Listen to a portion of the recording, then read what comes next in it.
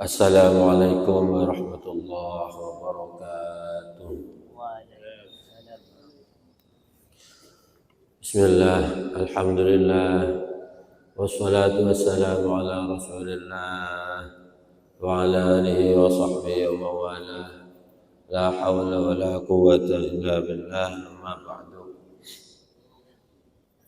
Para jemaah salat subuh sekalian rahmatullah yang saya hormati, alhamdulillah wa syukurillah. Marilah kita selalu memuji, bersyukur kepada Allah Subhanahu wa taala ala kulli hal. Dalam keadaan apapun kita bersyukur kepada Allah Subhanahu wa taala. Karena iman, karena Islam kita dalam keadaan apapun, terutama setelah kita bisa melaksanakan kebaikan, bisa melaksanakan sholat, bisa melaksanakan ibadah kepada Allah, maka tingkatkanlah syukur kita kepada Allah Subhanahu wa ta'ala. Di saat mulut kita bisa mengucapkan takbir Allahu Akbar, Allahu Akbar, Allahu Akbar, kita bersyukur kepada Allah Subhanahu wa ta'ala. Karena ucapan ini sebenarnya tidak bisa ditukar dengan dunia dan isinya. Kita mengucapkan Allahu Akbar satu kali saja, itu kita tukar dengan apapun itu tidak bisa. Tidak ada tandingannya dunia ini. Dunia dan seisinya ditukar dengan kalimat kita Allahu Akbar, itu tidak ada artinya. Tidak ada artinya sama sekali.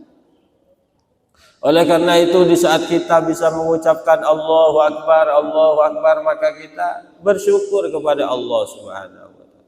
Alhamdulillah mulut saya bisa mengucapkan Allahu Akbar. Alhamdulillah mulut saya bisa mengucapkan Alhamdulillahi Rabbil Alamin. Alhamdulillah mulut saya masih bisa mengucapkan La ilaha illallah. Itu yang paling besar sebenarnya dalam hidup kita.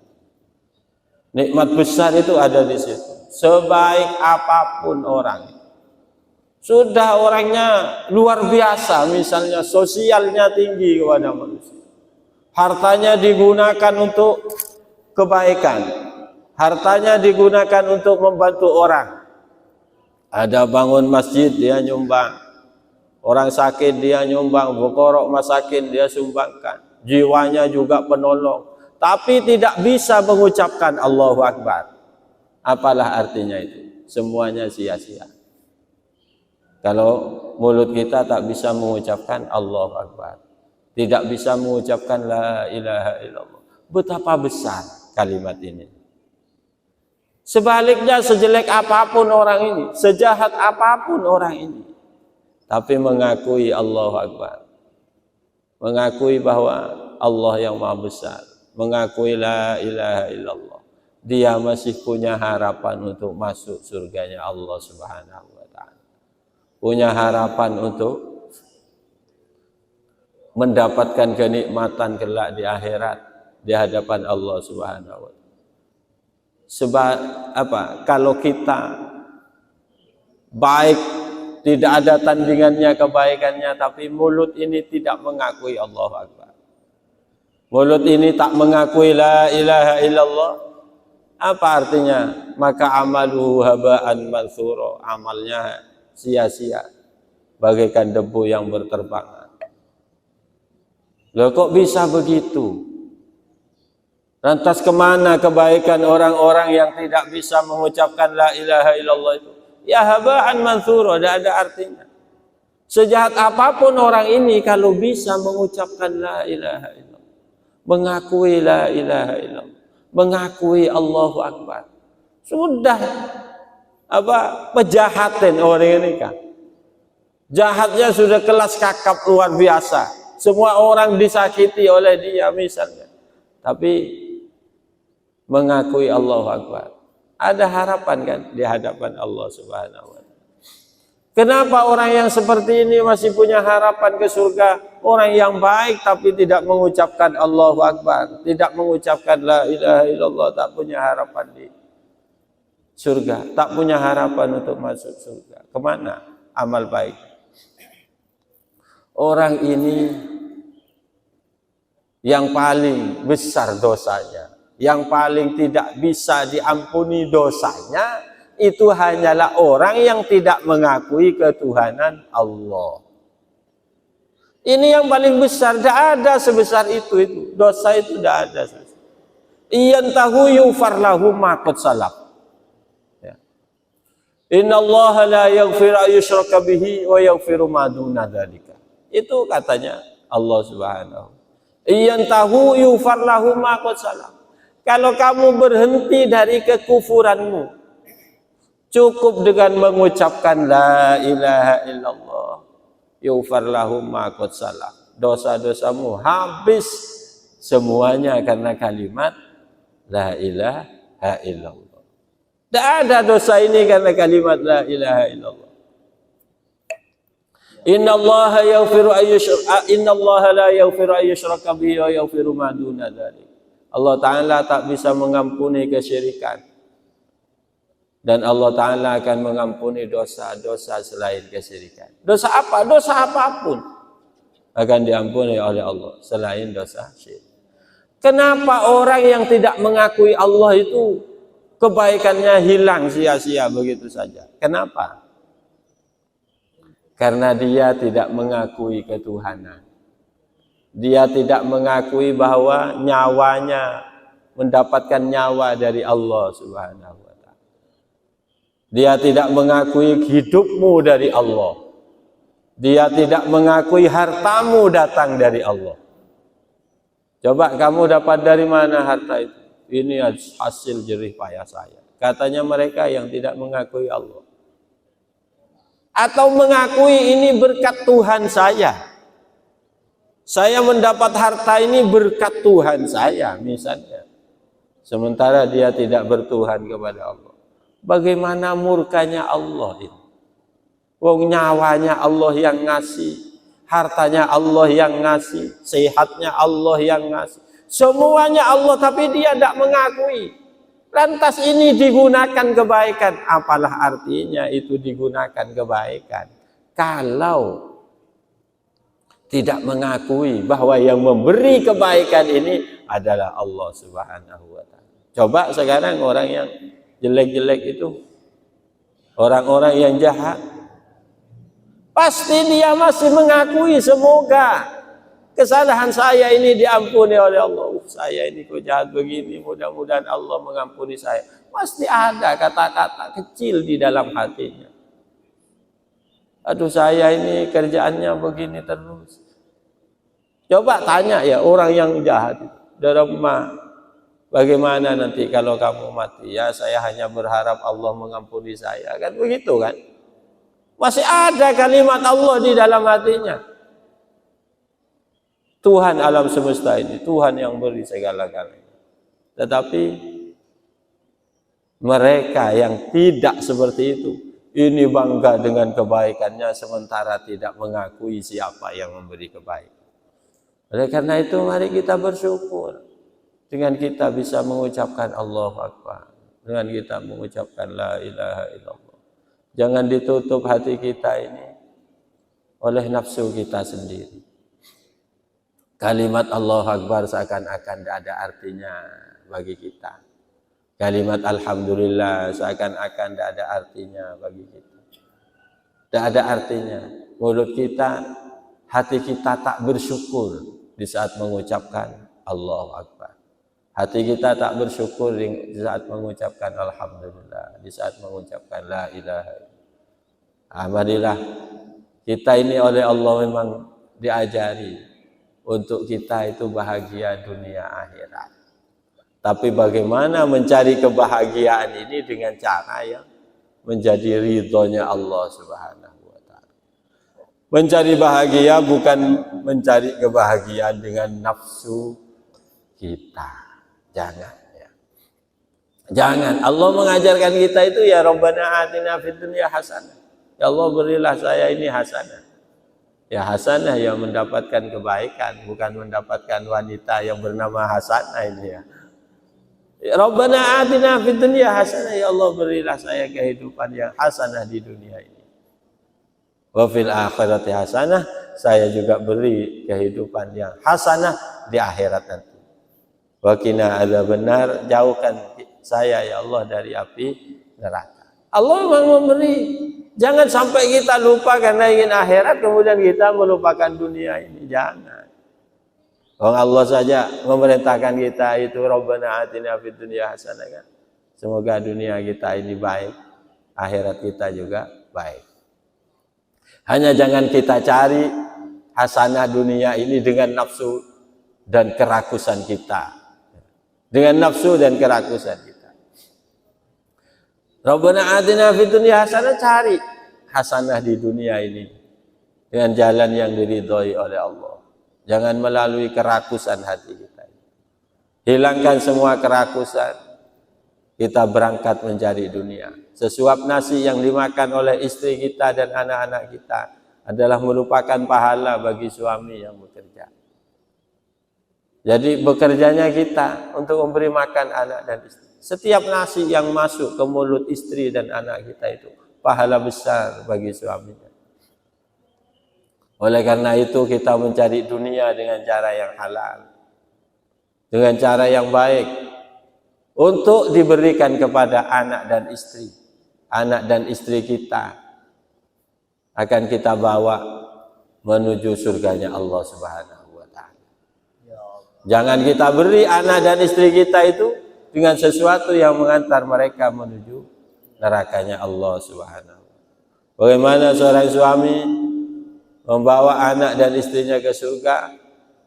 Istri yang di rumah mencucikan baju suami, memasakkan untuk suami, mencucikan bajunya orang yang akan masuk surga, memberi makan suami yang siap-siap membawa dirinya ke surga.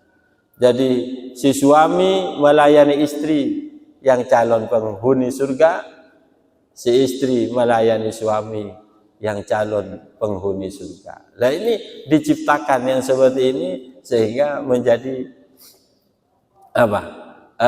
Baiti jannati, bisa menjadi keluarga yang baik, bisa menjadi keluarga sakinah mawaddah warahmah ya seperti ini. Para jemaah sekalian yang saya hormati. Untuk menuju akhirat pun juga dengan cara-cara kita itu yang menjadi ridhonya Allah, bukan dengan cara nafsu kita. Ini kadang-kadang kita cari akhirat itu pakai nafsu kan.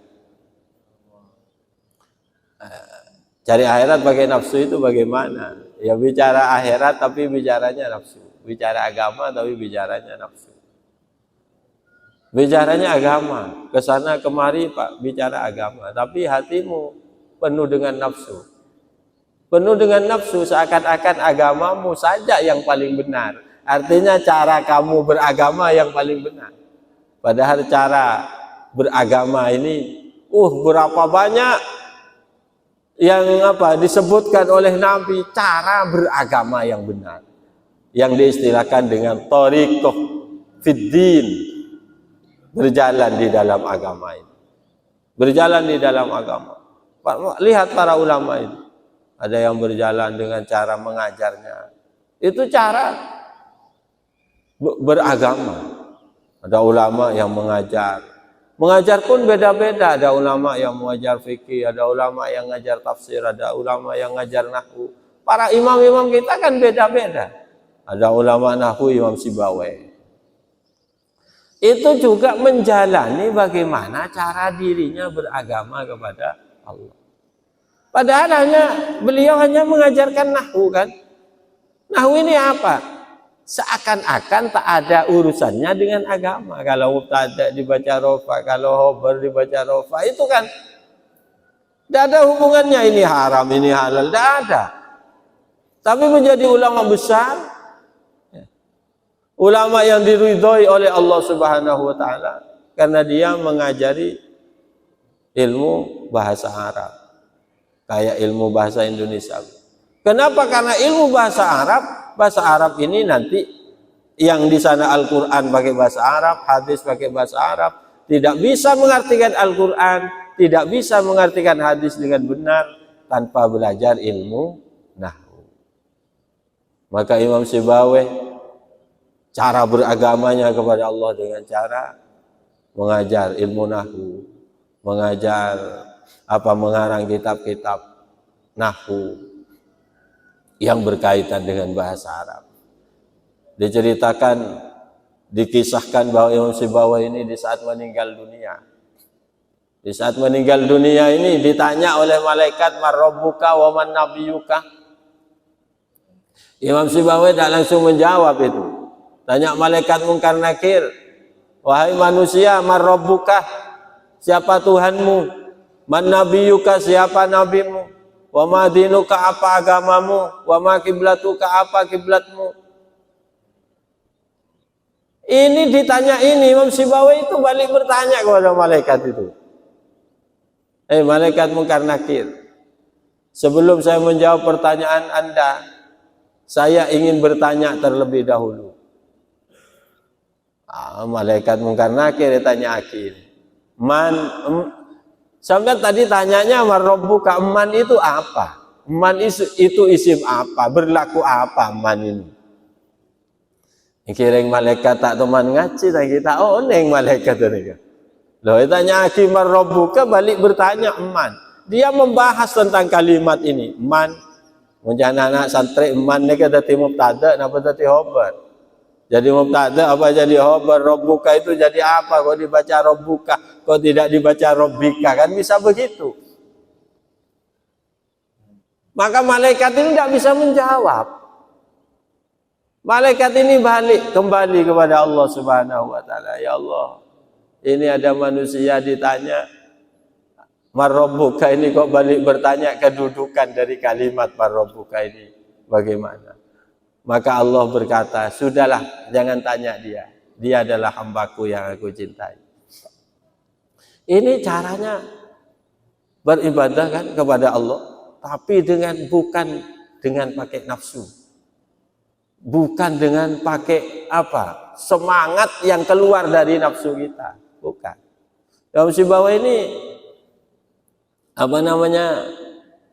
beliau itu kerjaan sehari-hari yang ngarang kitab. Dia itu ganteng sekali orangnya. Istrinya ini sampai nganggur. Ini kamu tadi bina ni kiai nganggur teh. Tiap malam istrinya merindukan dibarengi. Tetapi Imam Sibawayh lebih mencintai kitabnya. Jadi satu saat ditanyaki oleh istrinya itu, "Kak, sampean ini kawin dengan kitab apa kawin dengan saya? Kok saya tidak pernah tidak pernah ditiduri, tidak pernah dibarengi, maunya hanya kitab terus." Katanya istrinya itu. Satu saat istrinya itu marah. Imam Sibawayh ngarang kitab, kemudian kekurangan kertas, beliau itu keluar dari rumah ke pasar untuk cari kertas. Lalu ini kertas karangannya ini oleh istrinya dibakar. Gara-gara ini saya tidak pernah dibarengin tidur ini, katanya istrinya itu. Ini dibakar. Setelah pulang, Imam Sibawayh melihat karangan kitabnya dibakar, ini siapa yang bakar saya? Kata istrinya. Oh sampean ini tidak kawin dengan saya, kawin dengan kitab. Maka Imam Sibawayh menceraikan istrinya. Gara-gara dia berbuat seperti itu. Diceraikan itu. Cek kelaku bisa sampean ki, cek kelaku iki. Lagi pas sampean gara-gara ini kan adalah kebinenan. Kalau kita ini berbuat itu pakai nafsu, bukan pakai hati, bukan pakai nafsul mutmainnah, bukan dengan jiwa yang tenang. Kita itu pakainya pakai nafsu, berbuat itu pakai nafsu, berbicara agama saja pakai nafsu. Jadi kiai pakai nafsu, jadi ustadz pakai nafsu sekarang. Tapi bukan untuk mengatakan orang ya, untuk berpikir diri kita sendiri. Sampai yang jadi kiai, yang jadi pimpinan tahlil misalnya di kampungnya, nanti satu saat tidak dikasih mic, sakit enggak hatinya? Kalau sakit ya diperbaiki saja. Berarti kamu nafsu. Orang ini kan tidak boleh nyaman duduk kayak begini nih. Saya pun kadang-kadang berpikir. Kadang-kadang berpikirnya kan begini kan, seperti menyampaikan kayak begini. Itu inginnya kan enak kan. Saya menyampaikan enak, didengar enak oleh orang. Biar orang itu membanggakan. Biar orang itu memuji saya. Kan kadang-kadang begitu. Berarti bukan untuk memuji Allah kamu berbicara itu.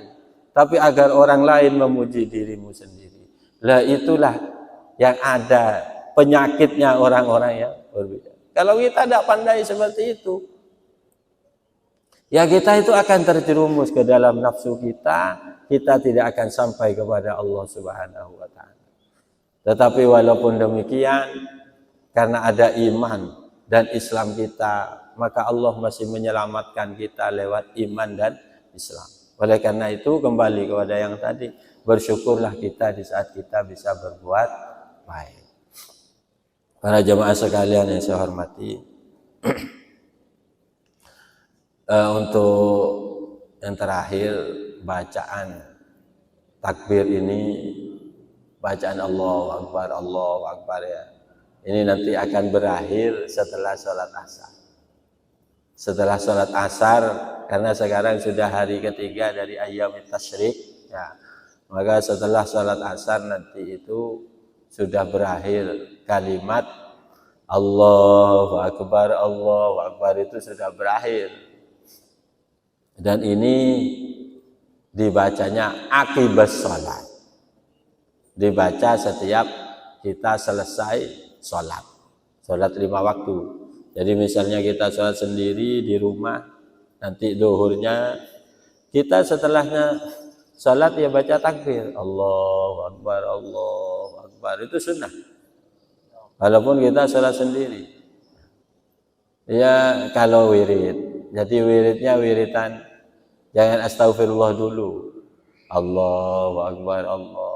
Memang agama ini harus ikut sesuai dengan apa yang diperintahkan oleh Rasulullah SAW.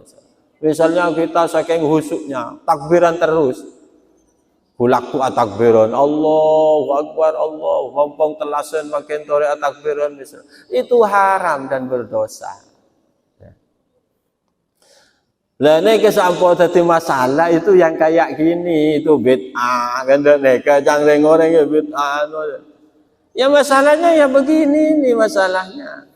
Saking terlampau hosong lebur atakbiran terus. Kulaku atakbiran, muka pengajian kula, teman mangki kiai neka. Baru pengajian, kayak semalam kan baru pengajian. Itu kan masih ayyamut tasyrik. Kemudian waktu naik ke mimbar itu, mari kita bertakbir bersama mumpung masih suasana hari raya. Allahu Akbar. Boleh apa enggak? Enggak boleh. Enggak boleh itu Allahu Akbar itu enggak boleh. Kecuali malam hari rayanya itu memang full. Ya. Dari maghrib sampai isya sampai subuh full, itu namanya takbir mursal, itu katanya anak-anak santri.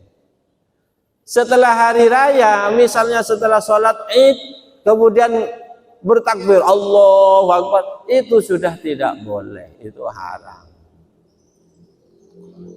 Nanti kapan ya? Nanti setelah zuhurnya, nanti sampai hari ketiga ayyamut tasyrik, ya, sampai nanti asar. Ketika untuk di Indonesia, untuk di Arab Saudi kemarin sudah selesai. Karena hari rayanya hari Rabu, di kita hari rayanya hari Kamis. Ini kan tak apa-apa cek keboi masalah, ini kan. Cek keboi masalah itu perbedaan. Cuma kita harus yakin dengan keyakinan kita bahwa berbeda tempat ya berbeda waktu. Nah, di mana kita berada ya di Indonesia ya kita kan waktunya beda dengan Arab. Kalau Arab Saudi sekarang kan masih malam. Jam berapa sekarang? Telepon saudara yang ada di Arab Saudi. Sekarang jam berapa? Jam 1, jam 2. Oh, masih belum subuh. Iya. Makanya kalau saya ditanya, kok gak ikut Arab? Kan di Arab itu kan yang punya Arafah kan Arab. Ya kalau mau makmum ke Arab kata saya, sholat Idnya nanti hampir duhur begitu. karena imamnya masih belum takbir. Di Arab kan masih belum takbir, imamnya belum takbir kok di sini sudah takbir duluan, kata saya. Ini kan mohon gula. Kenapa di saat jam 7 di Arab masih jam 2? Katanya mau makmum ke Arab, kok Arabnya belum takbir, kok sampean jadi makmum sudah takbir duluan. Berarti ini makmum yang batal.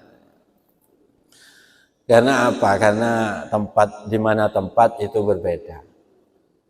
Rasulullah SAW mengatakan bahwa ada waktu istijabah setiap sholat Jumat.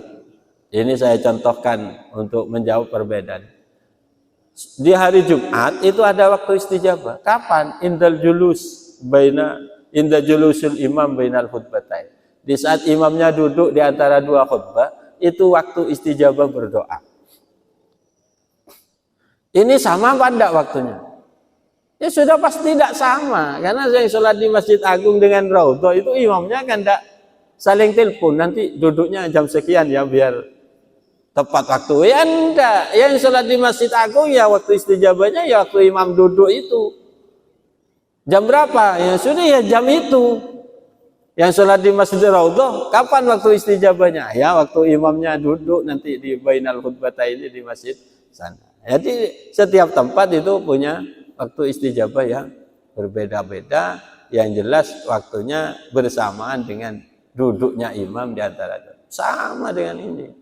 Jadi tidak harus di mana kita berada ya disitulah kita itu mempunyai waktu sendiri. Nah, terus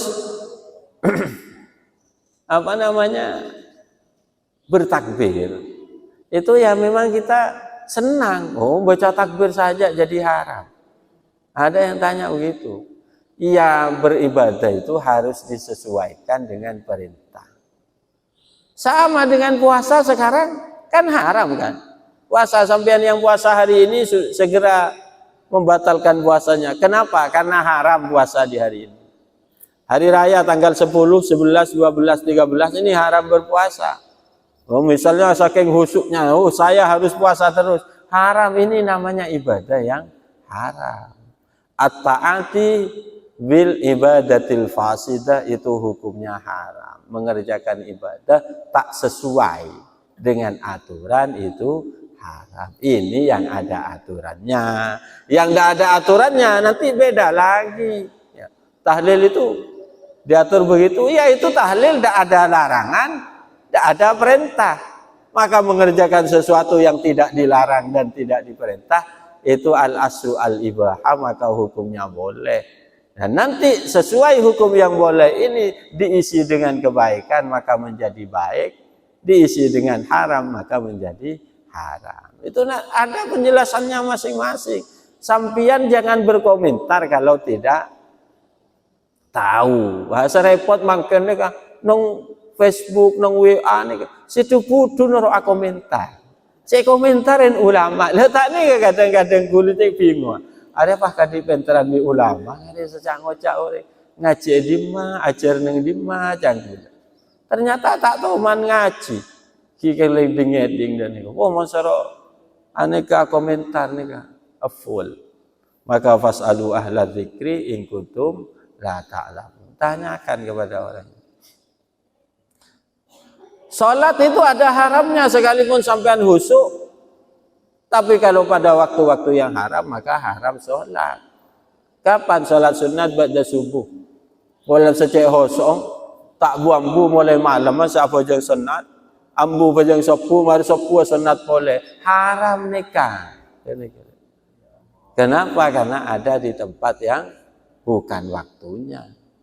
Inda tulu'i syams, di saat bersamaan dengan keluarnya matahari kita mengerjakan salat haram. Salat sunat haram. Indal istiwa, di saat matahari persis berada di tengah-tengah. Ba'dal asar haram. Jadi ada ibadah tapi haram. Kenapa? Karena menyalahi aturan. Nah, jadi ya juga sama. Membaca takbir saking lebar ketelasun, wah takbir terus itu haram. Tapi kalau sampean tidak niat takbiran, saya tidak niat takbiran, saya niat berzikir. Boleh kalau niat zikir. Tapi cek lagu akil dan lagu akil. Allahu Akbar, Allah. Ini kalau padun biar zikir. Kalau sampean zikir terus, Allahu Akbar, Allahu Akbar, Allahu Akbar, la ilaha illallah, Allahu Akbar. Misalnya boleh dengan niat zikir, bukan niat sunnatut takbir inda ayyamit tasyrik. Ini caranya. Para jemaah sekalian yang saya hormati, mudah-mudahan kita semua oleh Allah Subhanahu wa taala selalu dilimpahi rahmat dan ridhonya, hidayahnya dari Allah sehingga kita menghadap kepada Allah Subhanahu wa taala dengan penuh kebahagiaan, mendapatkan surga dan mendapatkan pahala yang sebesar-besarnya. Amin Allahumma amin. Ampun ki. Bismillahirrahmanirrahim. Oh, ini kaki badan.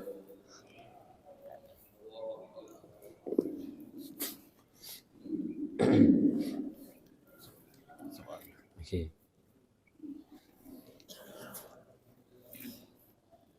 Assalamualaikum warahmatullahi wabarakatuh. Yang mulia Bapak Ibu, di bulan ada puasa sunat, puasa sunat tarawih. Tanggal 9 puasa sunat. Mohon dijelaskan apa yang dimaksud dengan puasa sunat dan sunat puasa sunat apa? Kemudian apa hubungannya dengan pelaksanaan haji? Terima kasih. Puasa itu sunat di hari Tarwiyah tanggal 8. Sunat puasa di tanggal 9-nya. Hari Arafah. Yaumu Arafah. Ya pahalanya dua-duanya ini memang disunatkan. Sebenarnya sunat itu mulai tanggal 1. Tanggal 1 itu sunat sampai tanggal 9. Puncak kesunatan itu ada pada hari Arafah, yaitu tanggal 9. Tanggal 9 puasa Arafah ini lebih baik dari puasa Asyura 10 Muharram. Pahalanya lebih besar. Arafah ini ghafarallahu ma taqaddama min dzambi wa ma ta'akhkhar. Tahun yang lalu dan tahun yang akan datang diampuni oleh Allah dosa-dosanya. Tapi menampuni dosa tak pati menari. Jadi sakingnya kesoki dan ini menari. Yaum Arafah kesoki dan ini menari. Mungkin kalau diampuni dosa tak pati menari sekali. Wah, hari Arafah ni kan dosanya ya sepuluh ya Allah Taala. Enten gula Ustaz bocah. Dia sakingnya kesoki, gula apa seterus Yaum Arafah ni. Yaum Arafah itu kaitannya apa? Ya kaitannya Arafah. Tapi puasa hari Arafah itu yang disunatkan bagi orang yang ghairil hajj. Bagi orang yang tidak melaksanakan haji, ya, orang yang di rumah-rumah kita ini. Lalu kok Arafahnya kok berbeda dengan Arafahnya ya? Yang punya tanah Arafah itu hanya Arab Saudi. Ya. Tapi yang punya Yaum Arafah itu semua. Yaum berkaitan dengan waktu. Waktu Arafah itu kapan? Waktu Arafah Yaumut Tasi' min Dzulhijjah, yaitu tanggal 9 Dzulhijjah. Tanggal 9 Dzulhijjahnya ia sesuai dengan matlaknya masing-masing. Kalau tanggal 9-nya Indonesia itu hari Rabu, Arab memang tanggal 9-nya hari Selasa. Kenapa? Karena berbeda matlak. Berbeda matlak. Jadi kula neka Bengkalan ki, gelenon neka bukan untuk menyombongkan diri. Ketua BHR Bengkalan neka kula. Badan Hisab Ru'yah Bangkalan ni gula. Tapi mon pada but-ribut telasan kisah. Bila telasan. Neka niki mon Bangkalan atanya ke gula dan bila telasan. Kemarin itu saya ru'yahnya 2 kali. pada malam Senin, malam 1 Dzulhijjah nika kula ru'ya malam Senin. Karena diperkirakan tanggal 1 hari Senin. Tanggal 1 Dzulhijjah nika hari Senin. Malam Senin saya ru'ya di Pantai Gebang. Gebang nika. Kemudian terus saling mencari informasi dari tempat-tempat yang lain. Apakah tempat lain di Indonesia ini berhasil melihat hilal? Maka malam Senin itu tidak ada satupun yang berhasil se-Indonesia. Malam Selasa ini gula ru'ya boleh nih kan. Sebenarnya wis tidak usah ru'ya, tapi saya bersama dengan teman-teman yang kader-kader hisab, ahli-ahli hisab, ya yang sekarang sedang belajar, itu kita pelajari bagaimana melihat hilal. Ru'ya boleh, ru'yan sejauhan boleh, karena sambil nyari bonus. Ru'ya dek nyamukan kisah nih kan. Pas sambil nyari cukup nih kan. Alhamdulillah banyak online ada nih kan. Malah bakar-bakar ikan nih kisah nih kan. Boleh bakar-bakar ikan di sana. Ini tujuannya apa? Tujuannya untuk menyemangatkan bagaimana cara melihat hilal. Karena sabda Kanjeng Nabi sumu li ru'yatihi wa aftiru li ru'yatihi. Menentukan tanggal 1 itu sesuai apa kamu melihat bulan tanggal 1 apa enggak. Melihat apa enggak? Kalau enggak melihat fa'akmilu iddata Sya'ban 30 yauman, maka bulan, harinya bulan ini digenapkan menjadi 30 hari. Nah, nanti pas selanjutnya berarti tanggal 1. Kalau dihitung kemarin ini tanggal hari Seninnya itu apakah ini tanggal 30 apa tanggal 1? Berhubung tidak ada yang melihat hilal se-Indonesia, maka Senin tanggal 30, tanggal 1-nya menjadi hari Selasa. Nah, makanya hari rayanya hari Kamis. Di Arab Saudi ini kok duluan Ustaz? Ya di Arab Saudi melihat hilal tanggal 1 itu. Kenapa kok berbeda melihat? Wong di sini jam 6 kita ru'ya, ya. Jam 6 maghrib itu kita melihat hilal. Di Arab Saudi masih jam 2. Gitu. Selesai di sini ru'ya, habis selesai. Karena ru'yanya hanya 15 menit dari terbenamnya matahari. 15 menit sudah tutup. Sementara di Arab Saudi masih tinggal 4 jam lagi untuk melihat bulan ini. Maka bulannya sudah tinggi di Arab Saudi itu karena menunggu 4 jam lagi. Maka ketinggian di Arab Saudi, ketinggian bulan itu 5 derajat. Jadi sudah tinggi nikah. Bisa diru'ya. Di saat itu hari malam Senin itu di Indonesia ketinggian hilal ini masih kurang dari 1 derajat. 1 derajat nikah tidak bisa dilihat. Karena ketinggian itu bisa dilihat hilal itu kalau ketinggiannya mencapai 3 derajat. Kalau Muhammadiyah kok sudah? Karena Muhammadiyah tidak pakai ru'yah. Tidak pakai ru'yah, pakai wujud. Ya, perhitungannya ada sekarang. Ya memang ada, tapi ketinggiannya tidak mencapai untuk bisa dilihat. Senika pokoknya. Kenapa kok harus mencapai ketinggian bisa dilihat? Karena daunya Nabi sumu li ru'yatihi. Tanggal 1 itu kalau ru'yah. Namanya ru'yah ini bisa dilihat. Maka kalau kalender NU tanggal 1 itu kalau ketinggiannya 3 derajat lebih baru tanggal 1 di kalender NU atau kalendernya pemerintah saat ini. Kalau kalender Muhammadiyah yang penting wujud walaupun ketinggian 0 plus itu sudah tanggal 1. Apa dasarnya? Gula reng Muhammad benereng Muhammadiyah jadi gula tahu nih. Kenjoma gula mari ada batu reng Muhammadiyah ini lestari. Ini tak usah cerita lagi kentok. Jadi gula hanya berdasar ru'yatihi. Jadi tanggal 1 kalau ru'yah itu bisa dilihat. Jadi tidak nikah di mana tempat, waduh canggul gila isya di mana kita berada ya di situ kita menentukan. Kalau harus ikut Mekah, kalau kata bermakmum ini salah menurut saya. Kalau istilahnya bermakmum ke Mekah, karena di Mekah itu lambat dari Indonesia. Dari Indonesia kan masih sekitar 4 jam lebih selisih waktunya. Jadi dalam selisih waktu yang sekian itu, maka ada kemungkinan lain. Kayak semakin ini kesampean nelpon ke Amerika, pula ketuan tretan dengan Amerika. Lek setia kol berempat. Pasti sekarang di sana maghrib kan. Jadi berbeda waktu ini di mana kita berbicara. Di situ waktu berbeda. Kalau ikut Arab sekarang sudah hampir sholat Id. Di Arab masih malam ini, masih jam 1. Nunggu nanti jam 11 baru sholat Id. Ya. Kenapa? Nunggu Arab takbir duluan karena nunggu imamnya. Gitu. Jadi perbedaan ini jangan menyebabkan kita atau karang. Sudahlah, ini hazanah, kita punya keyakinan sesuai dengan keyakinan kita masing-masing. Ampun ki. Bismillahirrahmanirrahim. Alhamdulillahirabbil alamin. Allahumma shalli ala sayyidina Muhammad.